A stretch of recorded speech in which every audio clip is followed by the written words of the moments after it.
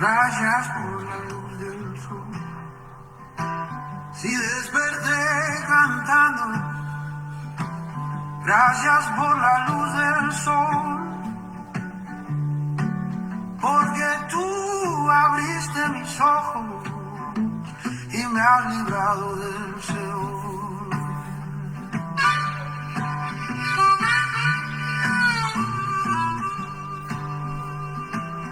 Antes solo veía sombras, frío en cada amanecer. Sí, solo veía sombras, frío en cada amanecer. Ahora veo tu gloria, porque he vuelto a nacer.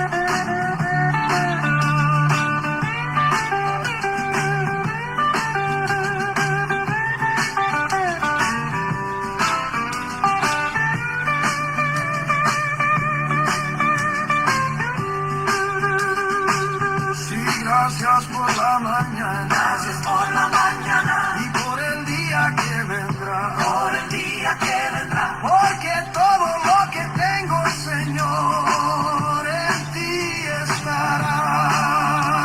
Sí, gracias por la mañana, gracias por la mañana, y por el día que vendrá, por el día que vendrá, porque todo lo que tengo, Señor, en ti estará. Contacto teológico, apasionados por la verdad. Nuestra pasión es la palabra y Cristo es el centro. Que el Altísimo Dios Todopoderoso te bendiga y gracias por estar en este directo y también a todos aquellos que nos ven en diferido. Hoy día entramos en este plan buscando a Cristo en cada hoja de la Biblia en el Nuevo Testamento cronológico. Y ahora vamos a ver a Cristo en los Evangelios, el Rey venido y el Rey anunciado. Cristo en Mateo es el Rey prometido y es el cumplimiento mesiánico. Pero antes quiero saludar a todos nuestros hermanos en Cristo aquí en el Ecuador y en diferentes naciones del mundo, a todos los ministros del Evangelio, a nuestros pastores preciosos de Costa Rica, Luis Quesada y Vera Violeta. Y vamos entonces a profundizar el Evangelio de Mateo y nos damos cuenta que Mateo, un publicano llamado por el Señor Jesús, como dice el capítulo 9, versículo 9, es el autor, es el haiógrafo sagrado al cual Dios usa para escribir este evangelio. Y este evangelio de Mateo principalmente es escrito para los judíos. ¿Para qué? Para demostrar que Jesús es el Mesías prometido en el Antiguo Testamento. Vemos nosotros en el evangelio de Mateo un núcleo teológico. Jesús, el hijo de David. Jesús, el hijo de Abraham. Jesús cumple en Mateo las profecías del Antiguo Testamento. Jesús anuncia el reino de los cielos. Jesús es el rechazado, pero que regresará en gloria. En Mateo capítulo 1, versículo 1, ahí nos damos cuenta de que este libro es escrito directamente para los judíos. Recordemos que después de Malaquías pasaron unos 400 años, que es el periodo intertestamentario, y los judíos se preguntaban qué es del Mesías prometido en el Antiguo Testamento. Y para eso Mateo escribió este evangelio. Por eso dice el versículo 1, libro de la genealogía de Jesucristo, hijo de David, hijo de Abraham. Mateo conecta su evangelio directamente con el pacto davídico y el pacto abrámico. Nosotros encontramos pactos incondicionales y pactos condicionales. En Mateo capítulo 5, versículo 17, dice, no pensáis que he venido para abrogar la ley, hablando Cristo, o los profetas. No he venido para abrogar, sino para cumplirlo. Cristo no canceló el Antiguo Testamento, sino que Cristo lo cumplió plenamente. En Mateo 16 dice, tú eres el Cristo, o sea, tú eres el Mesías, el ungido del Padre, el Hijo del Dios viviente. Acá, cuando dice, qué interesante, hay una confesión cristológica. Tú eres el Cristo. Esas son las promesas que Dios había dado al pueblo de Israel en el Antiguo Testamento. Y en Mateo capítulo 24, versículo 30 dice, entonces aparecerá la señal del Hijo del Hombre en el cielo. Acá nos damos cuenta que Mateo 24 es un capítulo escatológico, pero tiene un lenguaje judaico. No es para la iglesia. Y acá es donde muchos se confunden. Cuando creen de que está hablando del arrebatamiento y está hablando de la segunda venida del Señor Jesucristo y cuáles judíos entrarán al reino y cuáles recibirán el juicio de Dios.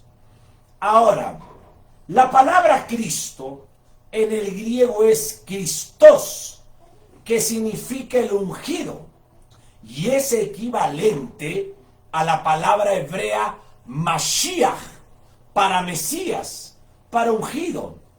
Entonces, qué lindo poder nosotros armonizar tanto el Antiguo Testamento cronológico y el Nuevo Testamento cronológico, y darnos cuenta de que los evangelios como Mateo todavía es Antiguo Testamento. Pero, ¿cuándo comienza entonces el Nuevo Testamento? Doctrinalmente, el Nuevo Testamento comienza cuando el testador muere. Mientras que el testador viva, dice el autor del libro de los Hebreos, en el capítulo 9, no hay testamento. Y nos damos cuenta que en los últimos capítulos de Mateo es cuando viene la muerte, la crucifixión. Por eso Cristo dijo, el nuevo pacto se abre con su sangre. Entonces, todos los capítulos que vemos en Mateo antes de la muerte del Cordero es Antiguo Testamento. Y él dijo que vino a cumplir la ley. Ahora, la expresión reino de los cielos significa un gobierno real mesiánico, una autoridad espiritual sobre la tierra. Al igual cuando nosotros leemos en Mateo capítulo 1, versículo 1, hijo de David, estamos hablando que Cristo es el hijo heredero legítimo del trono davídico. Recordemos que José y María tuvieron que ir ¿a qué? A inscribir al bebé Jesús, porque legalmente dentro de lo que él iba a heredar y lo que se tenía que cumplir es el trono legítimo legalmente de David. En el Evangelio de Mateo nosotros vemos bastante cristología. Vemos al rey legítimo, Mateo 2:2, al legislador superior a Moisés. Vemos en Mateo capítulo 5, 6 y 7. Vemos que Jesús es el Señor del sábado, Mateo 12:8. O sea, nuestro sábado, que es el descanso, es Cristo, no es un día. Nosotros descansamos en Cristo los 7 días de la semana. Vemos también la cristología en el Mateo capítulo 26, el Hijo del Hombre glorioso, el Rey que viene a establecer su reino milenial. En Mateo capítulo 1, versículo 18, Jesús concebido, dice, por el Espíritu Santo. Acá vemos a la tercera persona de la Trinidad obrando. En Mateo capítulo 3 vemos que el Espíritu Santo desciende en el bautismo, la tercera persona de la Trinidad. Y en Mateo 12:28 vemos el ministerio en poder del Espíritu Santo. Entonces estamos viendo que Mateo habla, enseña, expone sobre la Trinidad de Dios. No hay cómo negar la Trinidad de nuestro Dios.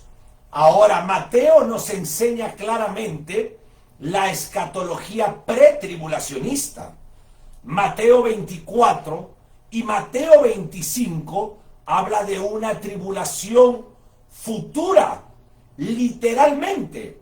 Está conectando con Daniel capítulo 9 y con el Apocalipsis capítulo 6 hacia adelante. Capítulo 24 y 25 de Mateo habla de señales escatológicas específicas, señales futuras. Habla de la venida gloriosa del Hijo del Hombre por segunda vez.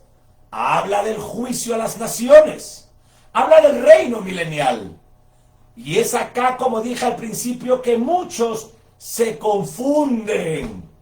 Creen que Mateo 24, Mateo 25 es para la iglesia. No, es un lenguaje judaico, es para judíos. Hay que estudiar, hay que profundizar, hay que abrir la Biblia.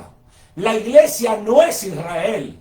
El discurso del Monte de los Olivos es judío y escatológico. Hay que tener cuidado con todos aquellos, pueblo del Señor. No hay que escuchar las herejías, así sean muy famosos. Muchos están enseñando la teología de reemplazo y es algo diabólico. La iglesia no es Israel. Ahora, hay sectas como la secta de los testigos de Jehová. Mateo 28:19, damas y caballeros que tocan la puerta el sábado. Mateo 28:19 menciona al Padre, menciona al Hijo, menciona al Espíritu Santo. una Trinidad clara. Contra los adventistas, Cristo en Mateo 12, versículo 8, es el Señor del sábado. No depende de un día la salvación, depende de Cristo. Pero los sabatistas se salvan con el sábado y se darán cuenta de que es una herejía lo que ellos enseñan. Contra los mormones, Cristo es el Hijo eterno, no es un Dios progresivo como dice la secta de los mormones. Ellos dicen que todos somos dioses y que Jesús es un Dios progresivo. Por favor, Mateo nos enseña que Cristo es el Hijo eterno. Mateo 16 no establece la supremacía papal universal, sino una confesión cristológica. Tú eres el Cristo, el Hijo del Dios viviente. Y le dice Jesús a Pedro, y tú eres Pedro. Y sobre esta roca, dice Cristo, sobre Cristo mismo, ¿qué pasará? Fundará la iglesia. No es la religión católica, no es el papado. Pero también nosotros nos damos cuenta que hay también ahí unos que se llaman los Jesús solo. Pero Mateo 3 muestra simultáneamente al Padre, simultáneamente al Hijo y simultáneamente al Espíritu Santo. Por lo tanto, yo no voy a creer que Jesús es el Padre, que Jesús es el Hijo y que Jesús es el Espíritu Santo, porque eso va contra la Biblia. Pero Mateo 24 nos advierte contra los falsos profetas, contra los falsos cristos. Estamos hablando de estos falsos apóstoles y profetas que hoy día se levantan con una autoridad propia, no con una autoridad delegada por Jesús. No, esos se autopromocionan, se creen los intocables, y no es así. Pero Mateo ya nos estaba advirtiendo de esta herejía. Hay que tener mucho cuidado con esto. Hermanos, hay que vivir bajo el gobierno de Jesús. Hay que vivir bajo el gobierno del Rey. Hay que proclamar con fidelidad el Evangelio de la salvación. Y hay que esperar esa venida gloriosa con santidad. Mateo abre el Nuevo Testamento proclamando al Mesías prometido que ya vino. No es un maestro moral, más es el Rey eterno que cumplió la ley, murió por los pecadores, resucitó y regresará en gloria. Cada página del Evangelio de Mateo nos muestra la historia del pueblo de Israel, que culmina en Jesucristo. Él es el centro, Él es el cumplimiento, el reino encarnado. Vivimos hoy entre la primera venida y la segunda venida, proclamando el arrebatamiento de la iglesia. Después del arrebatamiento, damas y caballeros, vienen los juicios de Dios. Y ahí, terminando ya la semana 70, la Septuaginta, el Señor Jesucristo habló de la segunda mitad en el mismo Mateo sobre la gran tribulación. Casi al final es cuando viene Jesucristo a pelear contra los enemigos de Israel y los va a derrotar. Y después de la semana 70, la Septuaginta, Daniel capítulo 9, versículo 26 y 27, Cristo va a implantar su reino milenial, un reino literal de 1000 años. ¡Wow! ¡Qué extraordinaria es la palabra! Gracias a Dios que tenemos la palabra, porque la palabra es pura, es limpia, como dice Proverbios capítulo 30, versículo 5. Y el versículo 6 dice, y nadie puede añadir ni quitar lo que está escrito. Abracemos la palabra, amemos la palabra, busquemos a Cristo en su palabra, porque su palabra es la voz de Dios para usted y para mí. Que tengas un excelente y bendecido lunes. Gracias por estar con nosotros. Porque todo lo que tengo, Señor,